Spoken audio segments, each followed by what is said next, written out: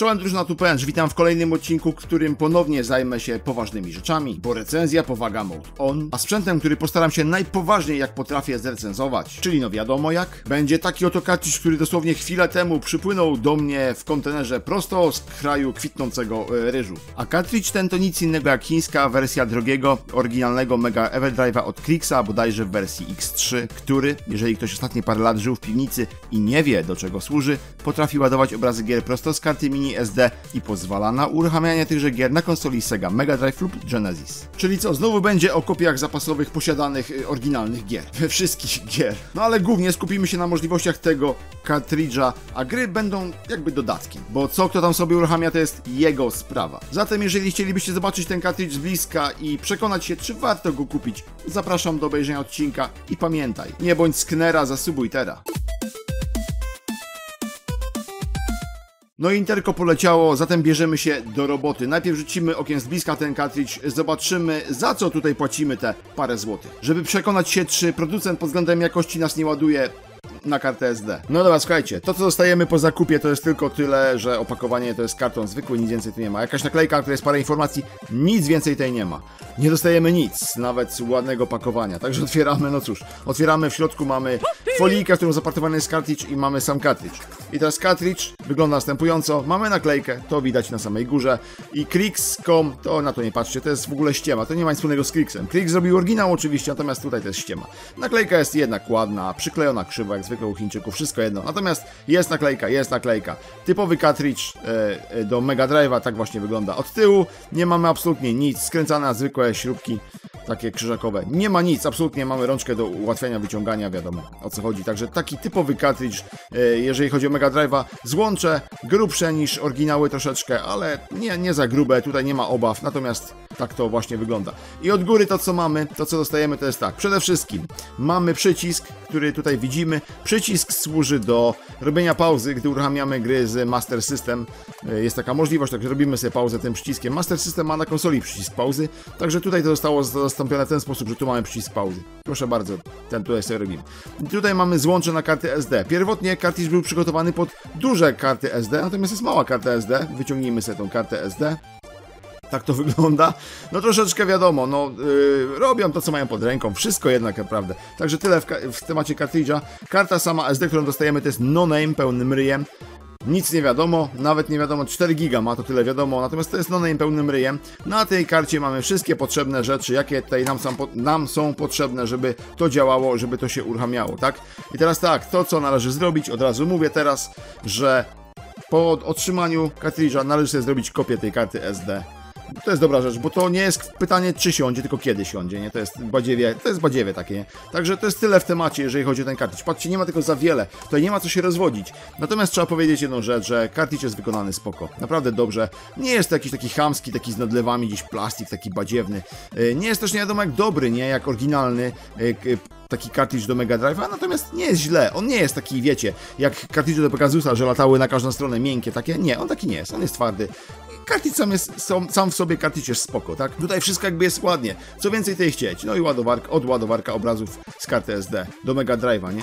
Tyle w temacie. Jeszcze raz przypominam, należy sobie zrobić kopię karty SD, bo to jest dziadostwo, nie? Takie dziadostwo no-name byle jaki. Tyle w temacie tego, co dostajemy w zestawie, że tak zażartuję z tym kartridżem. No i jest ładnie, dobrze i trzyma się, że tak brzydko powiem, kupy do teraz. Powaga, cyk, na bieg drugi, chińska Wikipedia na ekran i lecimy z tabelą mądrości. Czyli parę konkretów, tak w skrócie, bo producent standardowo nie chwali się za bardzo szczegółami. Ciekawe dlaczego. Zatem według producenta kartridż obsługuje około 99% gier dostępnych na rynku dla konsoli Mega Drive Genesis. Potrafi uruchamiać obrazy gier dla Segi Master System z funkcją pauzy uruchamianej przyciskiem na kartridżu. Obsługuje obrazy z konsoli 32X. Posiada wsparcie sprzętowe Mega Key, czyli omija zabezpieczenie regionalne gier. Obsługuje obrazy o pojemności do 7 MB. Obsługuje obrazy All-in-One, czyli składanki. Potrafi uruchamiać ostatnio wczytaną grę od razu po przyciśnięciu przycisku Start na kontrolerze. Dokonuje automatycznego zapisu stanów gier na karcie SD przy zmianie gry. Oferuje dość przyzwoitą prędkość uruchamiania wybranej gry. Posiada bardzo czytelny i przyjazny interfejs użytkownika. I na koniec ważna rzecz, skoro już mam waszą uwagę. Kartridż nie wspiera aktualizacji firmware'u. Ta czynność jest niezalecana i może zakończyć się uwaleniem kartridża. I tyle w temacie mądrości internetowych. Teraz przechodzimy do testów. Odpalę parę tytułów, pokażę wam obsługę, coś będzie z PAL, coś będzie z NTSC, coś będzie z Master System. Polatamy sobie chwil kilka. A na sam koniec porównamy prędkość czytywania obrazów z tego kartridża z oryginalnym kartridżem od Krixa, żeby pokazać wam tą różnicę w prędkości, bo ona jest znaczna. No dobra, słuchajcie, mam kartridż wpięty w konsolę. Po uruchomieniu kartridża naszym oczom ukazuje się taki oto widok. To jest typowy launcher dla Mega Everdrive'a. Ten sam launcher jest na kartridżu Mega Everdrive od Krixa, czyli na oryginalnym i X3 w tym przypadku, ale na oryginalnym Everdrive'ie. Tak to wygląda. I teraz tak, tutaj mamy oczywiście całą tutaj naszą bibliotekę gier.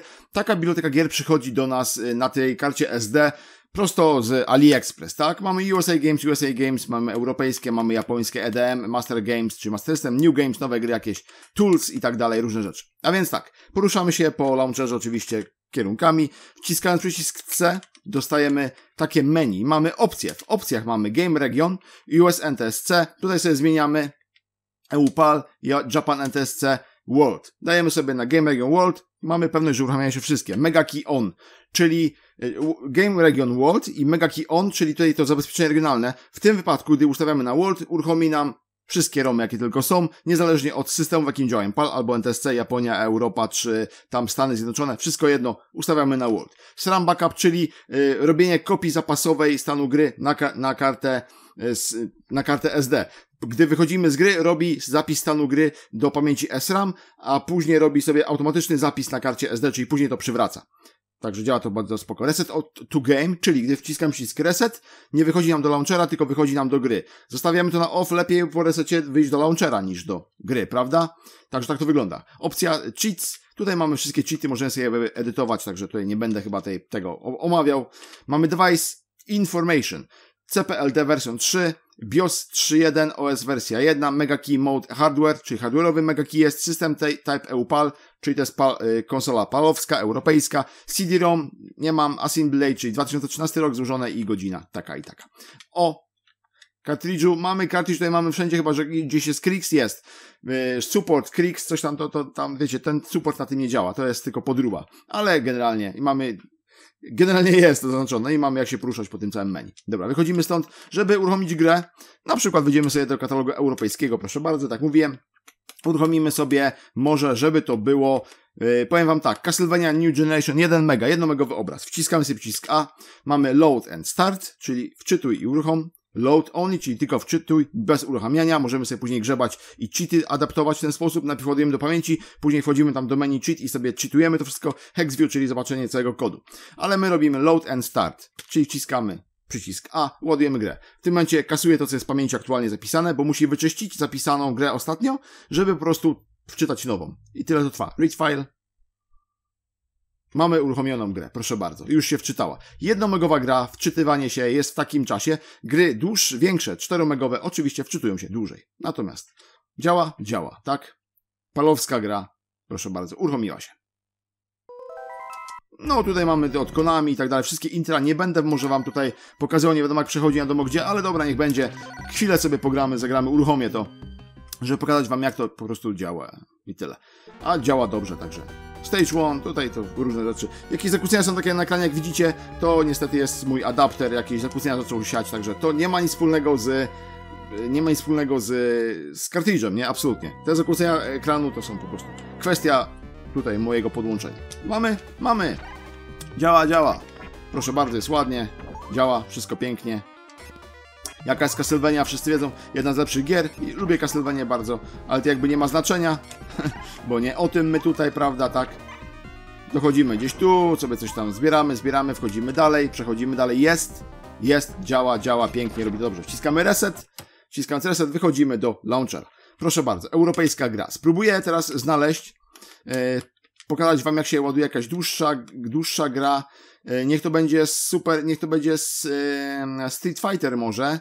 Nie wiem, czy on tu jest Street Fighter 2, 3-megowa jest wersja, proszę bardzo. Odpalimy sobie taką. Dajemy Load and Start. 3-megowa wersja ładuje się odpowiednio dłużej. Najpierw musi wykasować obraz z pamięci. Kasowanie trwa ten czas. Nie wiem, czy nadal tyle czasu gadać. To nie jest krótko, jak widzicie. To swoje trwa 3 mega. Największe chyba obrazy, takie zwyczajne, mają 4 mega. Z tego co wiem, już od razu czyta obraz. Teraz musi go wczytać na pamięci. Niestety tak jest na tych kartridżach chińskich. No cóż, takie życie, panie, tak to właśnie jest. Wszystko musi swoje potrwać. Wczytał, proszę bardzo. Działa. Także tak. Capcom, to wszystko wiadomo o co chodzi, tutaj nie będę też się rozgadywał. Uruchomię sobie tylko na szybko jeden ten, żeby pokazać wam, że to działa. No, game start, no. Że to działa i wszystko jedno. Ryu, może być Ryu. Pasuje. Ble, coś tam, dawaj, szybko. Działa, proszę bardzo. Cyk.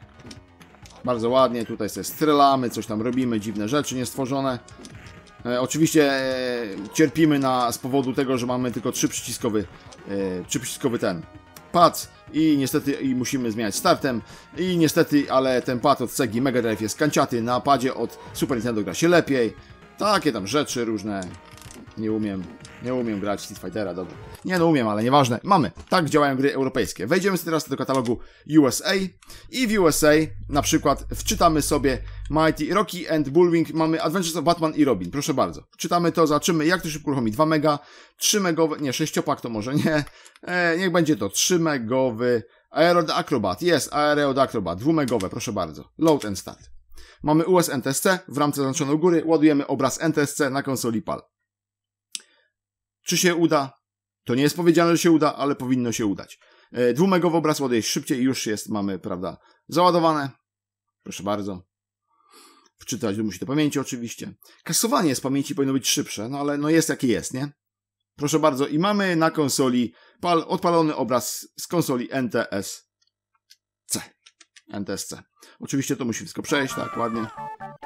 Czasami oczywiście zdarza się, że obrazy NTSC będą walić problemy jakieś na konsoli PAL, jakieś glitche graficzne, różne rzeczy mogą się dziać. Tak to po prostu jest. Dobra, tutaj mamy jakby jakieś tam różne dziwne rzeczy. Start, odpalę tylko grę, pokażę wam, że działa. Chwilę sobie zagram. Tak. Jest. Dawaj, akrobat. Działa. Poszło. No i dobra. Mam uruchomione. Bardzo ładnie. Proszę bardzo. Fajna gierka jak a propos akrobat. Aero the Acrobat. Jedna z lepszych, jeżeli chodzi o Segę. Oczywiście możecie teraz zauważyć, jest taka możliwość, że obraz będzie się ciął też. Jest to możliwe całkiem, bo no niestety, ale odpalamy obraz NTSC na konsoli PAL. Generalnie to działa. Nie każda działa źle, oczywiście, żeby nie było. Robimy reset. Mamy NTSC, mamy PAL. Uruchomimy sobie teraz z Master System obraz. Jakikolwiek, żeby nie przedłużać, niech będzie to... Na Master System są krótsze obrazy. Miracle World, Alex Kidd, no Miracle World, dobra. Lost Stars, High Tech World, dobra, niech będzie sobie to, odpalmy to, zobaczymy jak działają obrazy z Master System, a działają dobrze. Szybko, bo to jest bardzo mało, zajmuje miejsca, proszę bardzo, jest. W Miracle World, tak, jest, działa dobrze. Działa jak fabryka chciała, a push start. Tutaj Master System nie ma start jak Sega Mega Drive Start, tylko ma w innym miejscu start. Ale o, proszę, jest. Pięknie. Tak trzeba żyć, tak jest, dobrze. Dobrze, proszę bardzo. Działają obrazy z Master System, działają. Wszystko to, co na kartridżach Krixa, działa też i tutaj. Także jest ok. Wciskamy reset. Za drugim razem z Master System, nie wiem dlaczego. Nie pokazałem, że przycisk pauza działa, ale działa. Co mamy w katalogu Tools, Zacze, Game Genie, Codebook, proszę bardzo, Multiroom Exe i tak dalej. Tego typu rzeczy. Dobrze, to teraz nie pozostaje nic innego, jak pokazać wam prędkość ładowania. Teraz będzie porównanie. Prędkość ładowania obrazów z tego kartridża Mega Everdrive i z kartridża oryginalnego od Krixa. Jakiś obraz sobie wybiorę, może 3 megówkę, może tego Street Fightera, bo on się ładował dosyć długo. Załadujemy i porównamy sobie tak okno w okno, jaki jest czas ładowania, żeby wam to oczywiście uzmysłowić.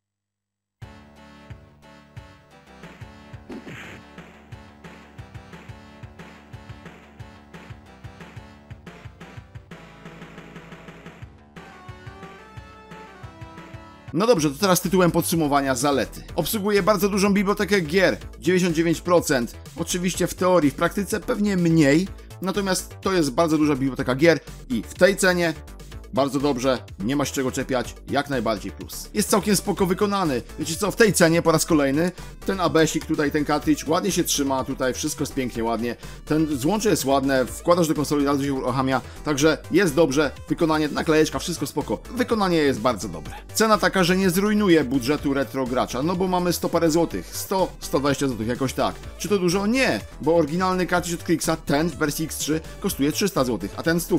Także za 100 dostajemy prawie to samo co tam. Czy to dużo, czy to mało? Nie, wydaje mi się, że mało. Także cena jest bardzo dobra. W tej cenie nic tylko brać. Ściąga zabezpieczenie regionalne. To jest dobre. Oczywiście to działa tak, że ściąga zabezpieczenie regionalne z obrazów. Uruchamia, ten cartridge działa na konsolach PAL i NTSC. Uruchamia nam obraz PAL lub NTSC. Natomiast gdy konsola jest PAL, uruchomimy obraz NTSC, to on dalej będzie działał w PAL. To tak nie działa, nie? A NTSC będzie działał w PAL, a w PAL w NTSC nie będzie działał. To tak nie działa.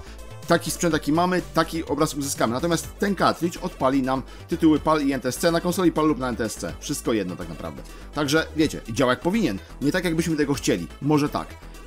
Ale jest okej, no bo pasuje do wszystkich konsol PAL i NTSC. Dokonuje zapisu stanu gier. Dobra rzecz, bo są gry, które oferują zapis stanu gry, nie wymagają wcale. I ten cartridge to nam oferuje. Gramy w jakiegoś RPG albo w coś, zapisujemy sobie stan gry. Fajnie. Na takim cartridge'u za te parę złotych dostajemy zapis gry.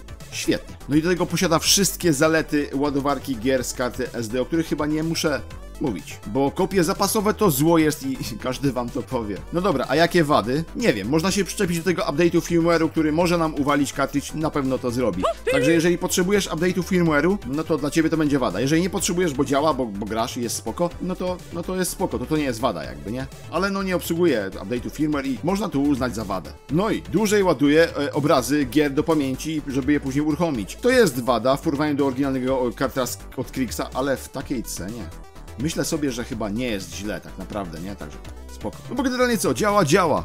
No to gra, ja nie się czepiasz, no nie? No i w sumie tyle w temacie. Czy polecam? Oczywiście, że polecam, bo za 100 parę złotych dostajemy coś, na czym możemy grać w kopie zapasowe. Naszych oryginalnych gier, żeby nie było oczywiście. I jest super, tak? 100 parę złotych, gdzie oryginały są drogie, a tutaj z kartą SD przychodzi, jest spoko, także hej.